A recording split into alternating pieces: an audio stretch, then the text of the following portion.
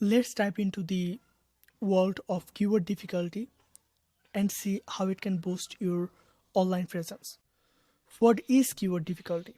Keyword difficulty is basically how hard it is to rank on Google's first page for a specific word or phrase. Think of it like a game where some words are easier to score points with than others. What tools you can use to check the keyword difficulty? You can use Chrome extension Mozbar. Moz is a SEO website. They actually have some free SEO tools. One of them is actually the Mozbar. Simply search on Google and then you're gonna find the extension. Just add that in the Chrome extension. What is the ideal difficulty score? Keep an eye out for keyword difficulty score under 30. These are your go-to terms for quicker online traction.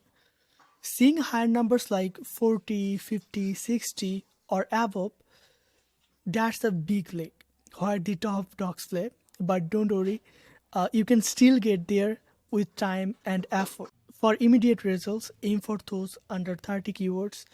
They are easier to rank for and great for getting started.